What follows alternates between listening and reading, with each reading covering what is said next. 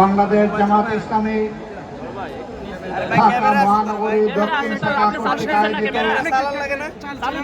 প্রিয় বাংলাদেশের ৫৪তম স্বাধীনতা দিবসের অবসরে বিজয় মিছিল পূর্ব এই সমাবেশের সম্মানিত সভাপতি, মহানগরী দক্ষিণের সম্মানিত আমির, কেন্দ্রীয় নির্বাহী পরিষদের অন্যতম সদস্য জননেতা জনাব নুরুল ইসলাম বুলবুল, মঞ্চে বসা বাংলাদেশ জামাতে ইসলামের অন্যতম নির্বাহী পরিষদ সদস্য বিশিষ্ট আলেমে দ্বীন জনাব AHM আব্দুল হালিম, মঞ্চে বসা মহানগরীর সম্মানিত নেতৃবৃন্দ, আমার সামনে উপস্থিত বাংলাদেশের লাল সবুজ পতাকা মাথায় নিয়ে আজকে যারা হাজির হয়েছেন প্রিয় জনগণ, আমি আপনাদের সকলকে বিজয় দিবসের শুভেচ্ছা জানাচ্ছি। ওই সমস্ত ভাই বোনদেরকে যারা শুধু দেশে নয় বিদেশে থেকে আমাদের হারিয়ে যাওয়া, ছিনতাই হয়ে যাওয়া এই বিজয়কে ফিরিয়ে এনে জনগণের কাছে উপহার দেওয়ার জন্য সমান তালে ৫৪টি বছর বিশেষভাবে গত ১৫.৫ বছর লড়াই করেছেন, আমি সমস্ত যোদ্ধাদেরকে আজকে বিজয় দিবসের শুভেচ্ছা জানাচ্ছি। গভীর কৃতজ্ঞতা জ্ঞাপন করছি যারা ৭১ সালে রণাঙ্গনে বুক চিতিয়ে যুদ্ধ করেছিলেন, জীবন দিয়েছেন, বঙ্গুত্ব বরণ করেছেন, লড়াই করে সেদিন বিজয় উপহার দেওয়ার জন্য যারা ঘর থেকে বের হয়ে এক এক করে ৯.৫ মাস যারা রণাঙ্গনে ছিলেন, আমি তাদের সকলের প্রতি গভীর কৃতজ্ঞতা জানাচ্ছি। আমরা জাতি হিসাবে কৃতজ্ঞ জাতি, কিন্তু একটা দল, বিশেষ করে একটা গোষ্ঠীও না, একটা পরিবার জাতিকে কৃতজ্ঞতা ভুলিয়ে দিয়েছিল। স্বাধীনতার সমস্ত অবদান ক্রেডিট হাইজ্যাক করে একটি পরিবারের সম্পত্তিতে পরিণত করা হয়েছিল। বাংলাদেশকে তারা তাদের জমিদারি মনে করে নিয়েছিল, জনগণকে তারা তাদের প্রজা এবং ভাড়াটিয়া বানিয়েছিল, আমাদের সন্তানদের মুখের গ্রাস কেড়ে নিয়েছিল, মেধাকে পায়ের তলে দোলন করে ক্যাডার ভিত্তিক বাংলাদেশে গঠন করার চেষ্টা করেছিল। সম্মানিত ভাই ও বন্ধুগণ, এরকম একটি বিজয় দিবস আজকে জনগণের মাথায় মাথায় লাল এবং সবুজের টুপি। এই সবুজ হচ্ছে বাংলাদেশের স্বাধীন জমিন, লাল হচ্ছে আমাদের শহীদদের রক্ত। এটা সূর্যের চেয়েও দামি। এই রক্ত দেওয়া শুরু করেছিল এই জাতি ৪৭ সালে, তখন থেকে রক্ত দিয়ে দিয়ে ২৪-এর ৫ আগস্ট পর্যন্ত এই রক্ত দেওয়া অব্যাহত হয়েছিল। দুঃখের বিষয়, ৪৭-এর পরেও জাতির স্বাধীনতার সুফল ভোগ করতে পারেনি। আবার ৭১-এর পরেও জাতির স্বাধীনতা হাইজ্যাক হয়ে গিয়েছিল। আজ পর্যন্ত কোনো জবাব নাই এই জাতির সামনে, কেন সেদিন মুক্তিযুদ্ধের সর্বাধিনায়ক পাকিস্তানি আর্মির আত্মসমর্পণ অনুষ্ঠানে থাকতে পারলেন না, কেন তাকে পদে পদে অপমানিত করা হয়েছে, কেন তার স্বীকৃতি নেই, কেন যিনি স্বাধীনতার ঘোষণা দিয়েছিলেন জিয়াউর রহমান সাহেব, তার স্বীকৃতি নেই। তারা সকলের অবদানকে ম্লান করে, আমি আগেই বলেছি, একটা পরিবারের সম্পদে পরিণত করেছিল। মুক্তিযুদ্ধের চেতনার নামে তারা জাতিকে শোষণ করেছে, ধোঁকা দিয়েছে, জাতির উপর জুলুম করেছে, অধিকার কেড়ে নিয়েছে, জাতিকে দাসে পরিণত করেছে। বিশেষভাবে অভিনন্দন জানাই এই ছেলে যে লড়াই শুরু হয়েছিল ৭২ সাল থেকে সত্যিকারের স্বাধীনতার সুফল ভোগ করার জন্য, জনগণের হাতে স্বাধীনতার সুফল তুলে দেওয়ার জন্য, সেই লড়াইয়ের একটা পর্ব সমাপ্ত হয়েছে। এদের কাজ করতে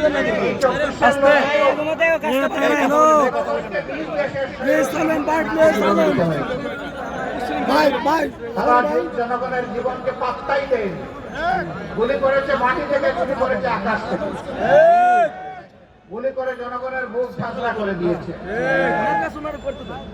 এই লড়াইয়ের হাতের মধ্যে কোনো আগ্নেয়াস্ত্র ছিল না, বোমা ছিল না, ককটেল ছিল না, খালি হাতে আরেক হাতে রাবারের একটা স্টিক নিয়ে এসে দাঁড়িয়েছিল। সে বলেছিল, বুকের ভিতরে তুমুল ঝড়, বুক পেতেছি, গুলি কর। সেই জ্বরটা কি ছিল? সেই জ্বরটি একা তার ছিল? নিশ্চয়ই না। বাংলাদেশের অধিকার কেড়ে নিয়ে, জনগণের অধিকার কেড়ে নিয়ে জনগণকে যে দাসে পরিণত করা ছিল, সেই ঝড় তার বুকের মধ্যে ছিল। এত রক্ত, এত ত্যাগ, এরপরে আমরা যেটাকে বলা হচ্ছে দ্বিতীয় স্বাধীনতা, এই স্বাধীনতার প্রতি সম্মান দেখানো এখন আমাদের নাগরিক এবং জাতীয় দায়িত্ব। জীবন দিয়ে যারা বিদায় নিয়েছে তারাও আমাদের জাতীয় বীর। এই লড়াইয়ের ময়দানে দেশে বিদেশে যারা শহীদ হয়েছে তারাও আমাদের জাতীয় বীর। আমরা জাতীয় বীর দেখে আমাদের উচ্চ শিখরে রেখে তাদেরকে আমরা সম্মান জানাতে চাই। জাতীয় বীরদের এই অবদান কোন ব্যক্তি, কোন পরিবার, কোন গোষ্ঠী, কোন দলের লোলক দৃষ্টির সামনে এটা যেন হারিয়ে না যায়। বাংলাদেশের জনগণকে পাহারা দিতে হবে। আপনারা পাহারা দিতে পারবেন? ইনশাআল্লাহ। 365 দিন, বছরের পর বছর, যুগের পর যুগ, শতাব্দীর পর শতাব্দী আমাদেরকে তৈরি হতে হবে ইনশাআল্লাহ। আজকের এই র্যালি থেকে আমরা জানিয়ে দিতে চাই, বারবার বুকে রক্ত দিয়ে যে জাতির স্বাধীনতা আনতে পারে, সেই জাতির সন্তানেরা আর এই স্বাধীনতা কাউকে আর চিন্তাই করতে দেবে না ইনশাআল্লাহ। আমরা সবাইকে ধৈর্যের সাথে বাংলাদেশ গঠনে অবদান রাখার জন্য অনুরোধ জানাবো। কাউকে যেন কোনো অস্থিরতা পেয়ে না বসে। আমরা পরিষ্কার বলে দিয়েছি, 15.5 বছরে কিছু আবর্জনা, কিছু জঞ্জাল তৈরি হয়েছে, সেই জঞ্জাল পরিষ্কার করতে হবে। নির্বাচনের সুষ্ঠু পরিবেশ নিশ্চিত করতে হবে। জনগণের ভোটার তালিকা শুদ্ধ এবং সুষ্ঠু করতে হবে। দেশের জনগণের করতে হবে, বিদেশে আমাদের প্রবাসীরা যারা আছে তাদেরও এই তালিকায় অন্তর্ভুক্ত করে আগামী নির্বাচন হবে ইনশাআল্লাহ। একজন নাগরিক ভোটার তালিকা তাকে বাদ পড়ুক, আমরা এটা চাই না। এর জন্য যা করা দরকার সরকারকে তাই করতে হবে। যে উদ্যোগ নেওয়া প্রয়োজন নির্বাচন কমিশনকে সেই উদ্যোগ নিতে হবে। এই উদ্যোগে আমরা কোনো ব্যতিক্রম, কোনো শিথিলতা আমরা বরদাস্ত করব না। ঘরে ঘরে জনগণে যে এই তালিকাকে নিশ্চিত করতে হবে। যারা চুরি করে ভুয়া ভোটার হয়েছে, একাধিক জায়গায় ভোটার হয়েছে, তাদেরকে এখান থেকে পাকসাফ করে ফেলতে হবে। যারা ধোঁকা দিয়ে একাধিক জায়গায় ভোটার হয়েছে, ওরা আদৌ ভোটারের যোগ্য কিনা সেই সিদ্ধান্ত নিতে হবে। সম্মানিত দেশবাসী, আজকে কথা বলার দিন নয়, আজকে আল্লাহ তাআলার শুকরিয়া আদায় করার দিন। এই পল্টনেই আজ থেকে কয়েক বছর আগে, 2 দশকের অধিক সময় আগে, আল্লাহর কিছু বান্দাকে বড় নির্মমভাবে হত্যা করা হয়েছিল। এইরকম সময়ে, আজকে যেরকম সময়ে কথা বলছি, এইরকম সময়ে স্পষ্ট দিবালুকে 28শে অক্টোবর 2006 সাল, নিশ্চয়ই জাতীয় স্মৃতি থেকে এটা হারিয়ে যায়নি। সেই দিন বাংলাদেশ পথ হারিয়েছিল। আবার এই বাংলাদেশের পথ খুঁজে পেতে আরো অনেক রক্ত দিতে হয়েছে। কি অপরাধ ছিল আমাদের সেই বন্ধুদের, ভাইদের? তাদের কোন অপরাধের কথা আজ পর্যন্ত কেউ বলতে পারলো না।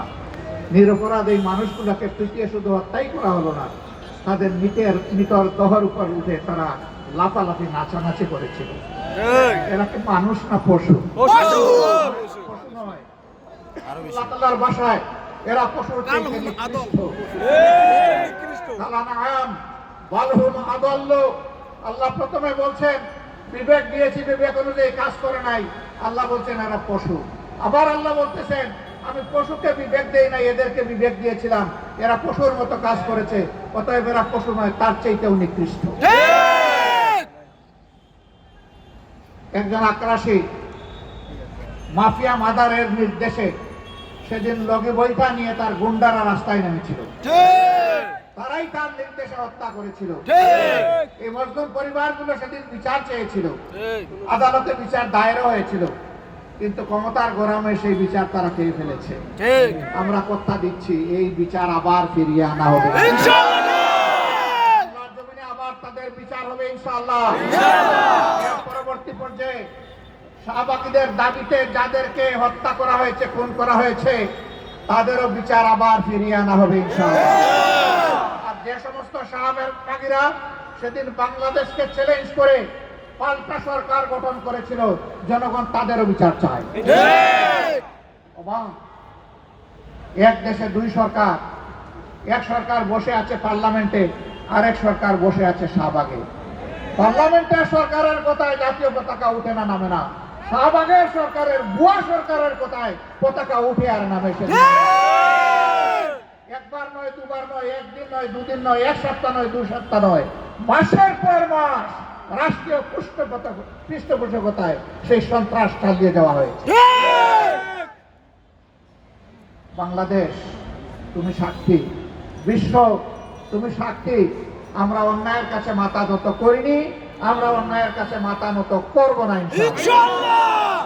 আমরা প্রিয় দেশের স্বাধীনতার সার্বভৌমত্ব কোন আগ্রাসী, কোন হেজিমনিস্টের কাছে আমরা বিক্রি করবো না, করতে দিব না ইনশাআল্লাহ। যারা বিক্রি করেছিল আজকে তারা পালিয়ে গিয়ে ওখানেই আশ্রয় নিয়েছে। তারা এই দেশকে নিজের দেশ মনে করতো না, কারণ এই দেশে তাদের বাচ্চা কাচ্চা বসবাস করতো না। তাদের বাচ্চা কাচ্চাকে নীরবে অন্য দেশে পাঠিয়ে দিয়ে এই দেশকে তারা সন্ত্রাস কবলিত করে ত্রাসের মাধ্যমে এই দেশকে তারা শোষণ করেছিল। মূলত প্রতিশোধ নিতে এসেছিল। আপনারা জানেন কিসের প্রতিশোধ? আমি জিজ্ঞেস করি, সেদিন আপনার পিতাকে কারা হত্যা করেছিল? যারা 71-এর রণাঙ্গনে বুক চিতিয়ে যুদ্ধ করেছিল, তাদের হাতে আপনার পিতাকে নিহত হতে কেন? আপনারাই জবাব খুঁজেন। এর জন্য দায়ী কারা? কারা সেদিন ব্যাংক লুটেরা ছিল? কারা সেদিন নব্য সৃষ্টি হওয়া বাংলাদেশকে তলাবিহীন জুড়িতে পরিণত করেছিল? কাদের নেতা করেছিল? ডাইনে যাদের দিকে তাকাই তারাও ছোট, বামে যাদের দিকে তাকাই ওরাও ছোট, সামনে যাদের দিকে তাকাই ওরাও ছোট, পেছনে যাদের দিকে তাকাই ওরাও ছোট। কাদের নেতা বলেছিলেন, কাদেরকে বলেছিলেন উদ্দেশ্য করে? সেই জবাব আজকে তাদেরকে খুঁজতে হবে। কাজেই প্রতিশোধ জনগণের উপর নয়, প্রতিশোধ নেন আপনাদের অপকর্ম সংগঠনকারীদের উপর। আশ্চর্য বিষয়, তারা বাংলাদেশটাকে টুকরা টুকরা করে, বিভক্ত করে, হানাহানি, হিংসার রাজত্ব কায়েম করে পালিয়ে গিয়ে এখনো বাংলাদেশকে তারা স্থির থাকতে দেন না। তারা মাঝে মধ্যে ফোনা তুলে ফুসফাস করার চেষ্টা করে। যেই জাতি আপনাদেরকে উচিত শিক্ষা দিয়ে তাড়াতে পেরেছে, সেই জাতি আপনাদের ফোনাও একদম গুঁড়া করে দিতে পারে।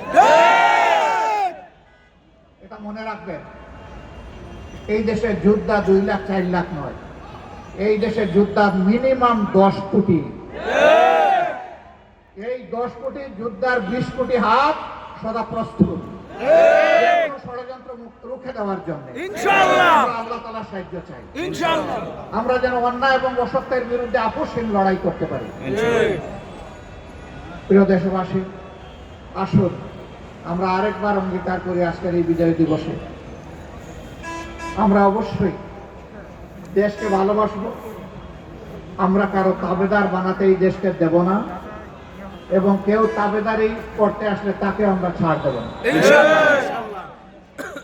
এই অঙ্গীকারে আজকের এই বিজয় দিবস উদযাপিত হোক। আরেকবার আপনাদেরকে শুভেচ্ছা, বিজয় দিবসের মোবারকবাদ জানিয়ে দেশে প্রবাসে নিবাসে যারা আছেন সকলের প্রতি কৃতজ্ঞতা জানিয়ে আপনাদের সুস্বাস্থ্য কামনা করে প্রিয় বাংলাদেশ আল্লাহ তাআলা কিয়ামত পর্যন্ত দীর্ঘজীবী করুন সেই দোয়া করে বিদায় নিচ্ছি। আসসালামু আলাইকুম ওয়া রাহমাতুল্লাহি ওয়া বারাকাতুহু।